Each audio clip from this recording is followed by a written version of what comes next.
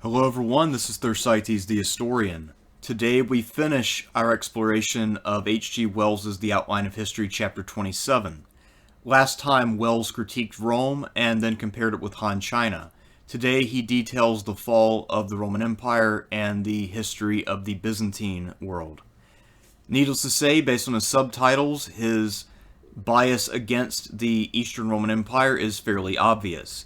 He does not regard it as a true successor to Rome, but rather as a revival of Alexander's empire, just without a lot of the intellectual vigor which had characterized classical and early Hellenistic Greek civilization.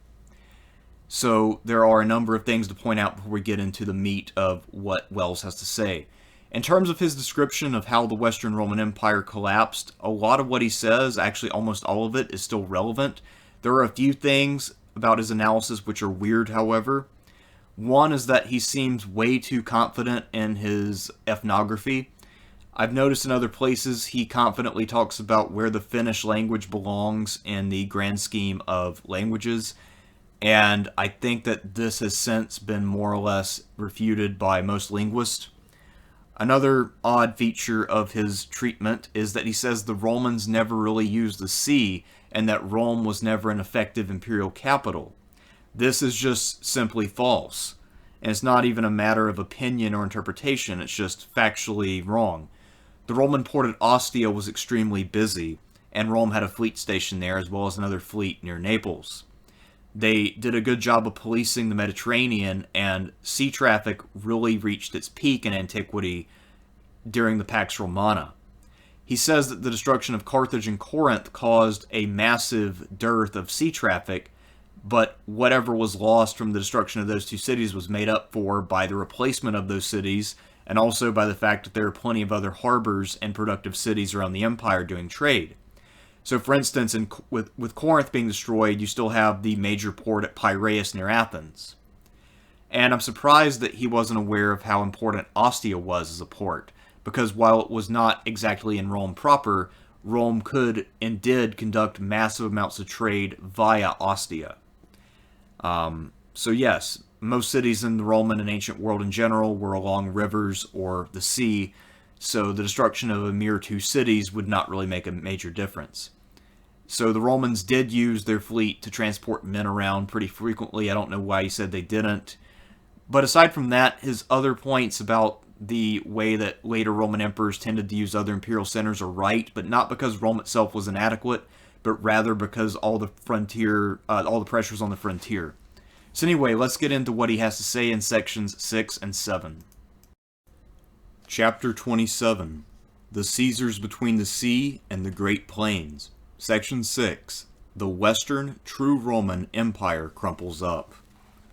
The first serious eruptions of the German tribes into the Roman Empire began in the 3rd century with the decay of the central power. We will not entangle the reader here with the vexed and intricate question of the names, identity, and interrelationships of the various Germanic tribes. Historians find great difficulties in keeping them distinct, and these difficulties are enhanced by the fact that they themselves took little care to keep distinct. We find in AD 236 a people called the Franks breaking bounds upon the Lower Rhine, and another, the Alemanni, pouring into Alsace. A much more serious push southward was that of the Goths. We have already noted the presence of these people in South Russia, and their division by the Dnieper into Western and Eastern Goths. They had become a maritime people again upon the Black Sea. Probably their traditional migration from Sweden was along the waterways, for it is still possible to row a boat, with only a few quite practicable portages from the Baltic right across Russia to either the Black or Caspian Sea, and they had wrested the command of the eastern seas from the control of Rome. They were presently raiding the shores of Greece. They also crossed the Danube in a great land raid in 247, and defeated and killed the Emperor Decius in what is now Serbia. The province of Dacia vanished from Roman history. In 270, they were defeated at Nish in Serbia by Claudius, and in 276 they were raiding Pontus. it is characteristic of the invertebrate nature of the empire that the legions of Gaul found that the most effective method of dealing with the Franks and the Alemanni at this time was by setting up a separate emperor in Gaul and doing the job by themselves. Then for a while the barbarians were held, and the Emperor Probus in 276 forced the Franks and the Alemanni back over the Rhine. But it is significant of the general atmosphere of insecurity created by these raids that Aurelian, 270-75, fortified Rome, which had been an open and secure city for all the earlier years of the empire. In AD 321, the Goths were again over the Danube, plundering what is now Serbia and Bulgaria. They were driven back by Constantine the Great, of whom we shall have more to tell in the next chapter. About the end of his reign, AD 337, the Vandals, a people closely kindred to the Goths, being pressed by them, obtained permission to cross the Danube into Pannonia, which is now that part of Hungary west of the river. But by the middle of the 4th century, the Hunnish people to the east were becoming aggressive again. They had long subjugated the Alani, and now they made the Ostrogoths, the Eastern Goths, tributary. The Visigoths, or West Goths, followed the example of the Vandals and made arrangements to cross the Danube into Roman territory. There was some dispute upon the terms of this settlement, and the Visigoths, growing fierce, assumed the offensive and at Adrianople defeated the Emperor Valens, who was killed in this battle. They were then allowed to settle in what is now Bulgaria, and their army became nominally a Roman army, although they retained their own chiefs, the foremost of whom was Alaric. It exhibits the complete barbarianization of the Roman Empire that had already occurred, that the chief opponent of Alaric the Goth, Stilicho, was a Pannonian Vandal. The legions in Gaul were under the command of a Frank, and the Emperor Theodosius I, Emperor 379-395, was a Spaniard, chiefly supported by Gothic auxiliaries. The empire was now splitting finally into an Eastern, Greek-speaking, and a Western, Latin-speaking half. Theodosius the Great was succeeded by his sons Arcadius at Constantinople and Honorius at Ravenna. Alaric made a puppet of the Eastern monarch and Stilicho of the Western. Huns now first appear within the empire as auxiliary troops enlisted under Stilicho. In this struggle of East and West, the frontier, if we can still speak of a frontier between the unauthorized barbarian without and the barbarian in employment within, gave way. Fresh Vandals, Moor, Goths, Alans, Suevi, marched freely westward, living upon the country. Amidst this confusion occurred a crowning event. Alaric the Goth marched down Italy, and after a short siege captured Rome, 410. By 425 or so, the Vandals, whom originally we noted in East Germany, and a portion of the Alani, whom we first mentioned in southeast Russia, had traversed Gaul and the Pyrenees and had amalgamated and settled in the south of Spain. There were Huns in possession of Pannonia and Goths in Dalmatia. Into Bohemia and Moravia came and settled a Slavic people, the Czechs, 451. In Portugal and north of the Vandals in Spain were Visigoths and Suevi. Gaul was divided among Visigoths, Franks, and Burgundians. Britain was being invaded by Low German tribes, the Jutes, Angles, and Saxons, before whom the Celtic British and of the southwest were flying across the sea to what is now Brittany and France. The usual date given for this invasion is 449, but it was probably earlier. And as the result of intrigues between two imperial politicians, the Vandals of the south of Spain, under their king Genseric, embarked en masse for North Africa 429, became masters of Carthage 439, secured the mastery of the sea, raided, captured, and pillaged Rome 455, crossed into Sicily, and set up a kingdom in West Sicily, which endured there for 100 years, up to 534. At the time of its greatest extent, 477, this Vandal kingdom included also Corsica, Sardinia, and the Balearic Islands, as well as much of North Africa. About this Vandal kingdom, facts and figures are given that show very clearly the true nature of these barbarian eruptions. They were not really the conquest and replacement of one people or race by another. What happened was something very different. It was a social revolution started en masse by a superficial foreign conquest.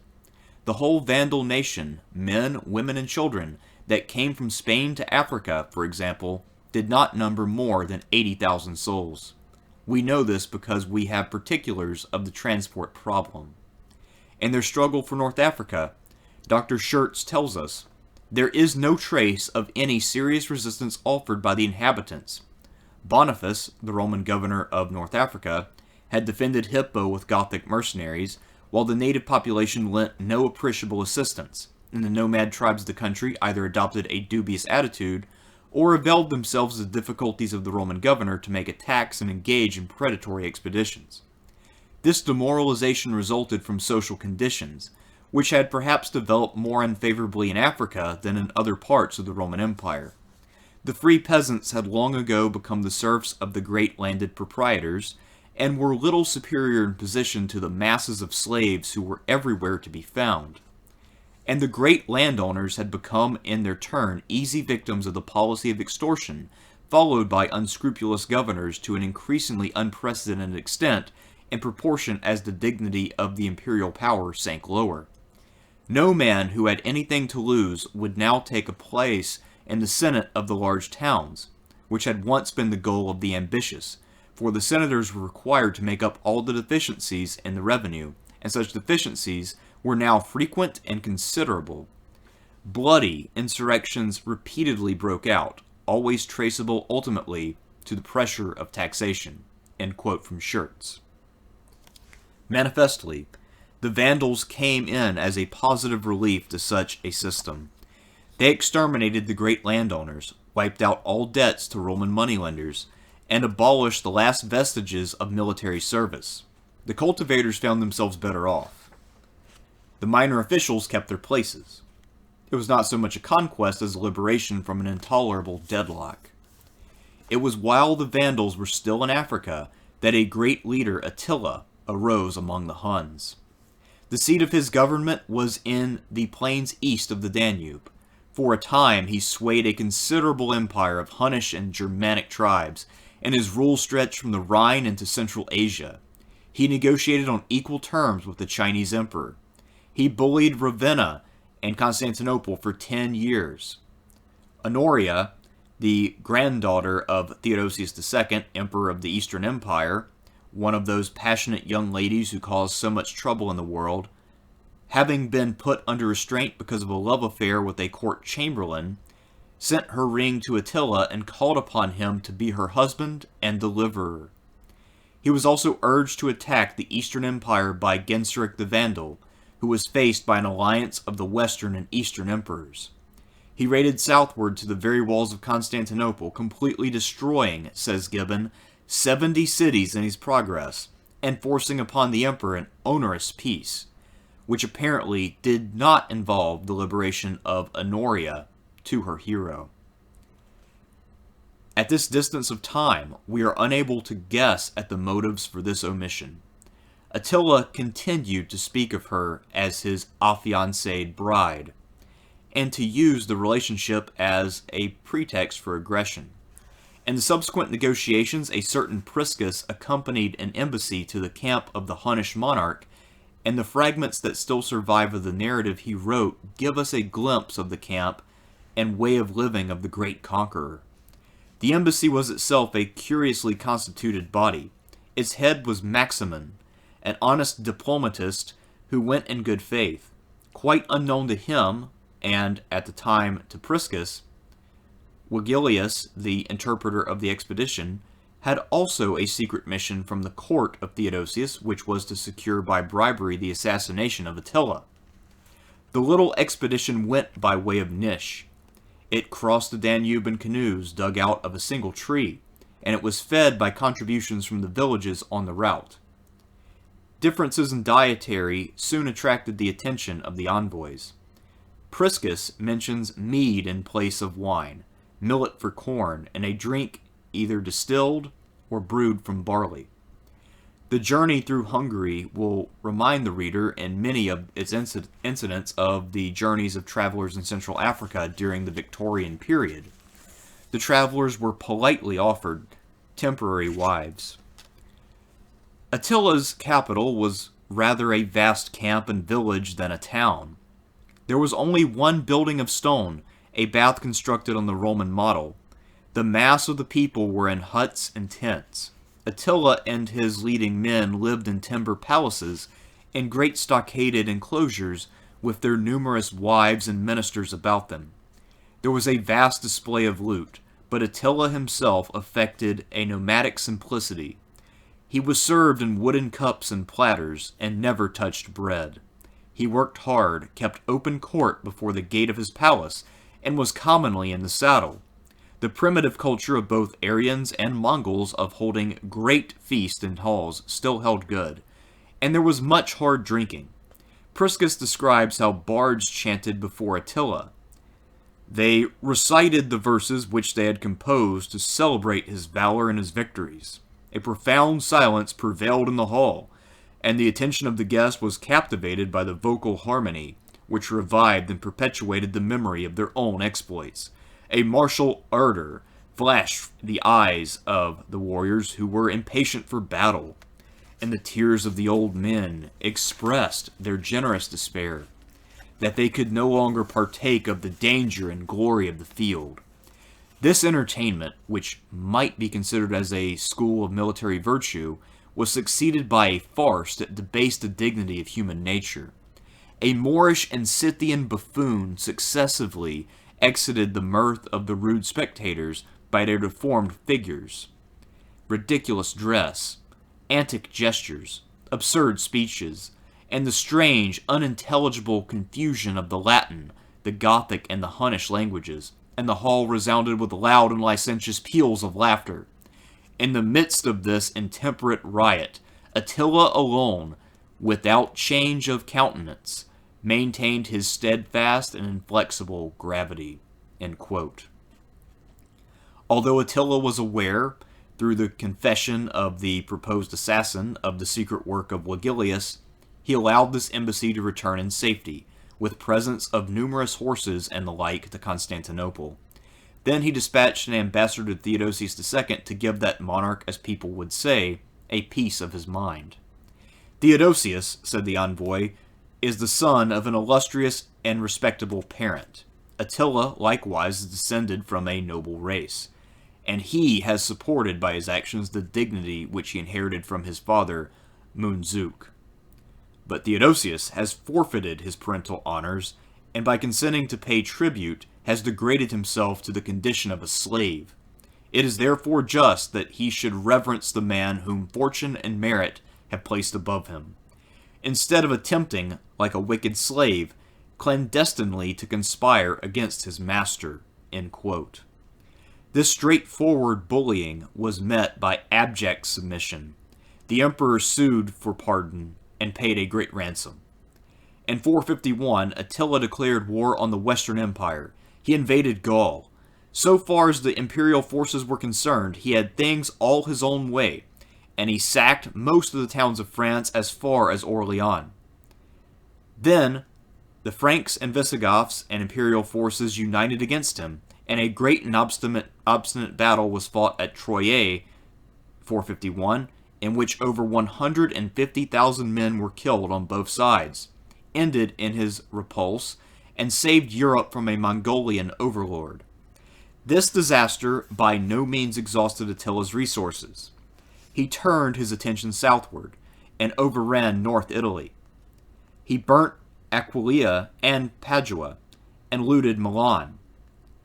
But he made peace at the entreaty of Pope Leo I. He died in 453.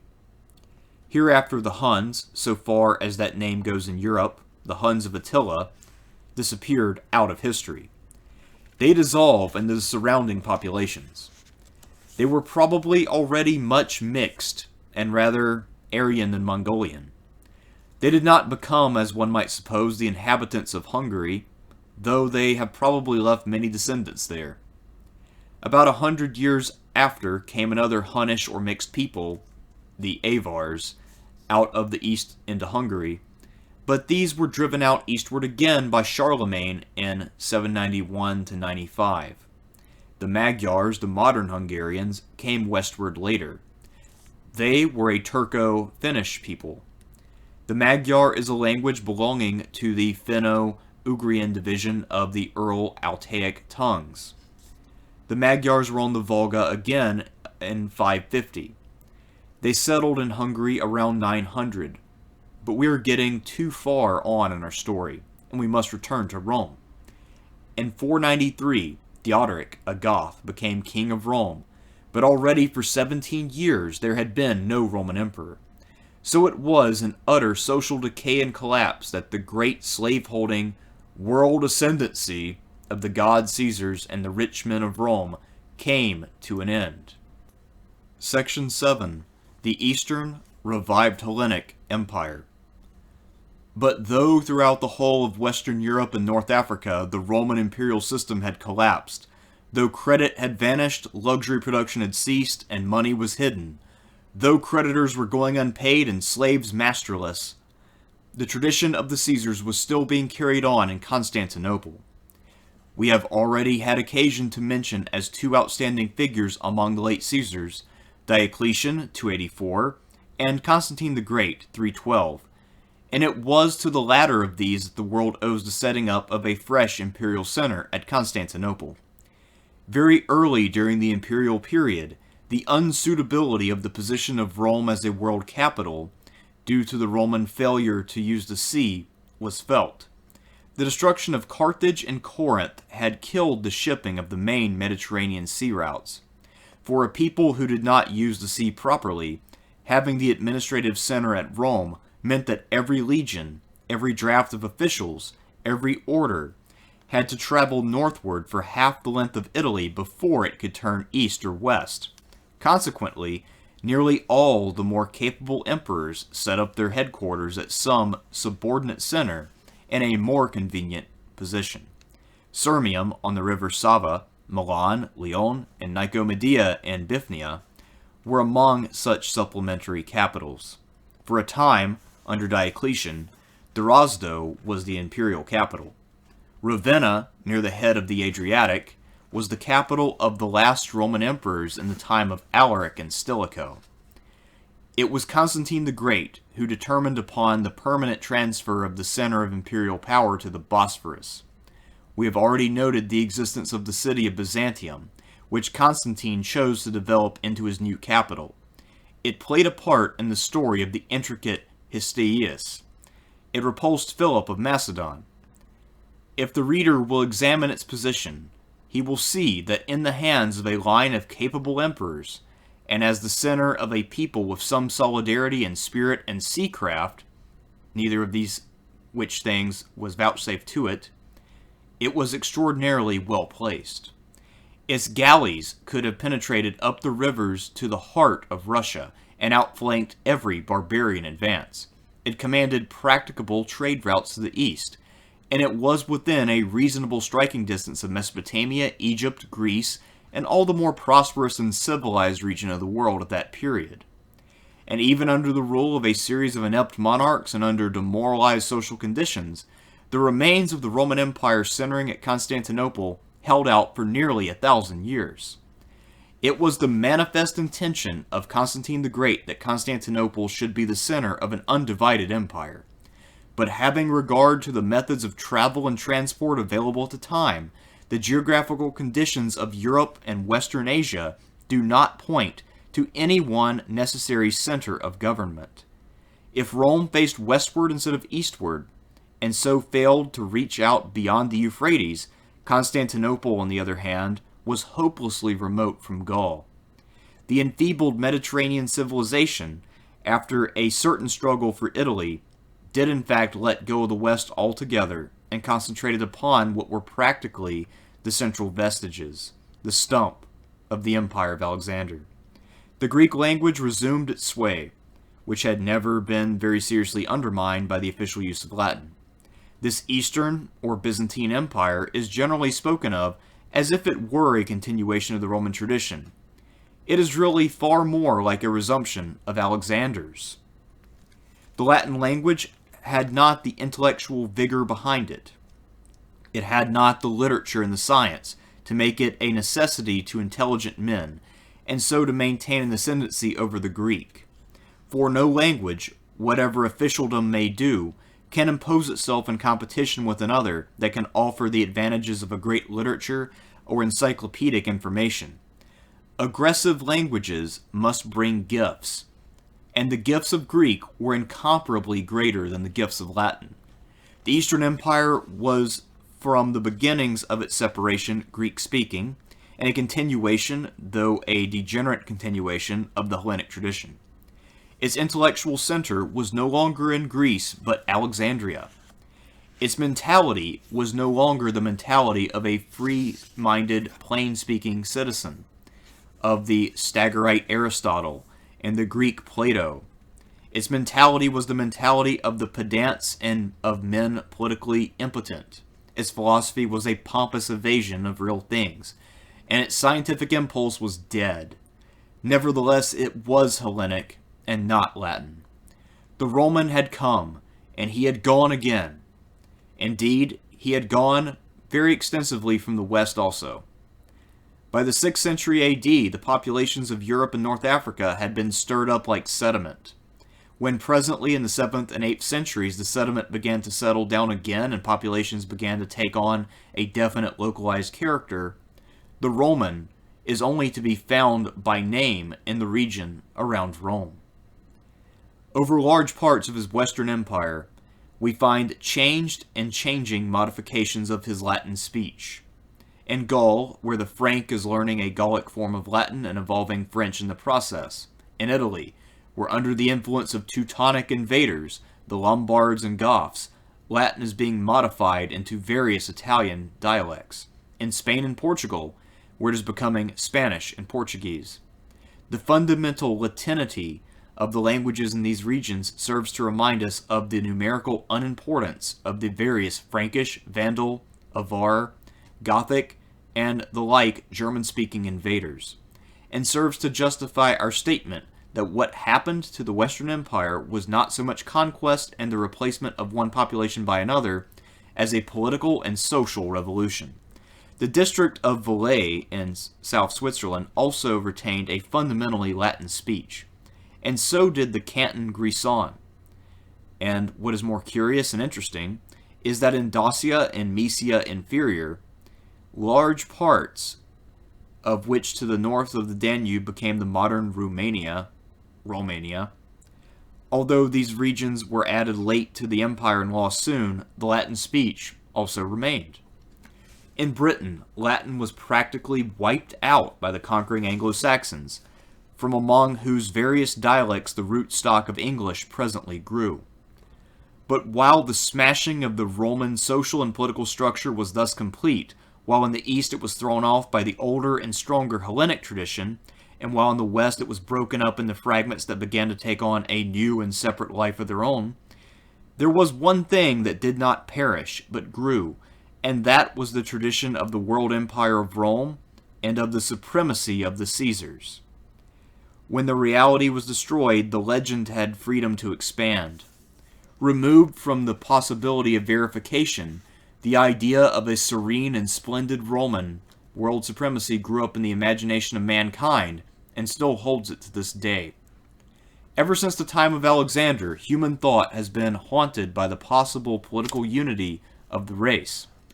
All the sturdy chiefs and leaders and kings of the barbarians who raided through the prostrate but vast disorder of the decayed empire were capable of conceiving of some mighty king of kings greater than themselves and giving a real law for all men. And they were ready to believe that elsewhere in time and space, and capable of returning presently to resume his supremacy, Caesar had been such a king of kings. Far above their own titles, therefore, they esteemed and envied the title of Caesar. The international history of Europe from this time henceforth is largely the story of kings and adventurers setting up to be Caesar and Imperator, emperor. We shall tell of some of them in their places. So universal did this Caesaring become that the Great War of 1914-18 mowed down no fewer than 4 Caesars. The German Kaiser equals Caesar. The Austrian Kaiser, the Tsar equals Caesar of Russia. And that fantastic figure, the Tsar of Bulgaria. The French Imperator, Napoleon III, had already fallen in 1871. The last monarch in the world to carry on the imperial title and tradition of Divus Caesar was the British king, who until after the Second World War was called the Caesar of India, a country no real Caesar ever looked upon. Caesar-i Hind. This he inherited from the great Mogul, of whom we shall tell in due course.